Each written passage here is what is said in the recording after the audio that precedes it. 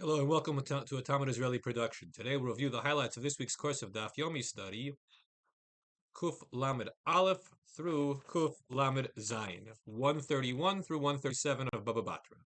Kuf Lamed Aleph, 131. Amar Rav Yehuda Amar Shmuel.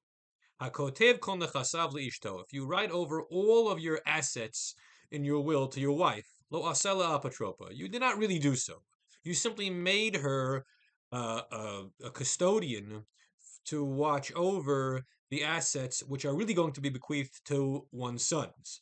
Now, why is this the case? Why do we not assume that, in fact, the assets go to the ownership of the wife rather than the sons? Because, as Rashi explains, omed datu, it's an estimation of human nature. And a person is not going to cast aside the financial interests of his sons and give everything to his wife. It's just unlikely to have happened, and therefore we interpret the instructions as her just being an overseer to make sure that things are handled appropriately, but the cash and assets go to the kids.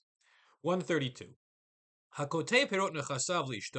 If one writes over in the will the produce, the product, the fruits of one's assets to the wife, still, nonetheless, go back to Batamina Karka. She's able to collect what is rightfully hers from the Ketubah document written long ago at the time of the wedding. She can collect that amount, the 100 zuz, 200 zuz, whatever it might be, from Karka, from real estate. Not just from the rights to the Peyrot, but rather to the Gufa Karka, the body of the land. 133. Hakotev nechasav la'acherin. If you write over your assets to somebody else, and you leave your kids with nothing, what's done is done. But the sages are not pleased with this person's behavior. However, there may be an exception to this rule. If the kids were behaving inappropriately, I mean, they were not righteous children, rather they were vildachayas, wild ones, then we remember this person favorably for having disowned his kids, that he did the right thing by giving nothing to evil children. 134. Amar Shmuel. Why is it that they said, Zebani Ne'eman? If a person were to claim, this guy is my son, we believe him to say that, even though we don't actually know it's true. There was no prior record of this kid being this guy's son, but if he just asserts that, we'll believe him. Because a person is also believed to say, I divorced my wife, without any real evidence to that effect. Now, the halachic consequences of all this are, of course, that if a man is married and he dies childless and he has a brother, then his widow is in a levirate relationship, a yibum relationship with her ex-brother-in-law. And either it has to be dissolved by chalitza, by the shoe ceremony or the spitting ceremony, or in fact they go ahead with a levirate marriage of a yibum. But if there was a son, or the marriage had already been dissolved by way of a get, a divorce, then there's no need for a yibum or a chalitza because that zika, that relationship doesn't exist. So since a person is believed to say, I divorced my wife, which would result in no yibum, or no obligation for yibum, then he's believed to say, so-and-so is my son, which also means no obligation of yibum. 135. Mishemet, if a person died, v'nimtza diatiki kashur al yerecho, and there's a deathbed declaration, deathbed will tied to his thigh, harezu eneklum, it means nothing. Why does it mean nothing? Don't we take seriously deathbed declarations? The answer is we do. However, if it was written down, the assumption is that he wanted it to be conveyed to someone else, to the recipient, in a formal manner. And it didn't happen because it's still tied to the deceased's leg. So whatever what the intentions were in terms of the disposition of the assets do not come to pass. Zika bala acher. However, if he conferred ownership of this document by way of a third party, whether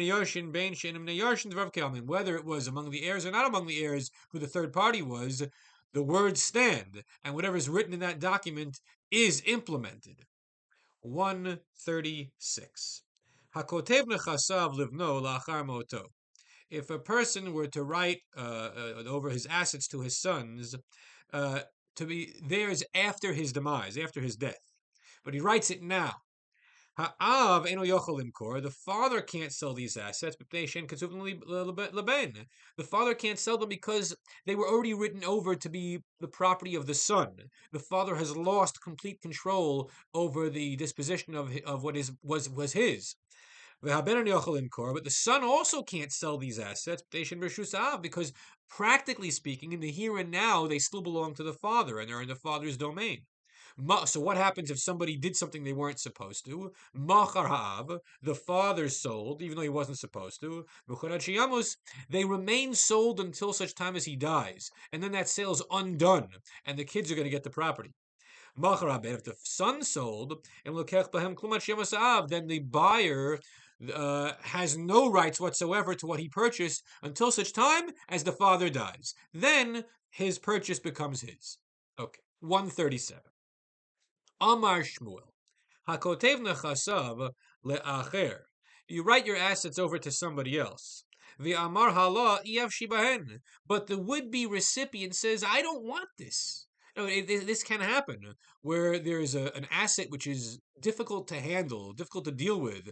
Bureaucratically, it's a nuisance, a pain in the neck, and you don't want it. But somebody wrote it over to you. Well, what happens now? Is it yours or is it not yours? Can you say I don't want it? Goodbye. Well, Kana afilu omid v'tzavach. So Shmuel says the would-be recipient, yes, he does acquire it, even if he's standing and screaming and yelling and saying he doesn't want it. Rabbi Yochanan Marlokan. Rabbi Yochanan says, no, he doesn't acquire it. If he doesn't want it, it's not his. Nobody has a right to impose on somebody else the burden of having an asset which is inconvenient.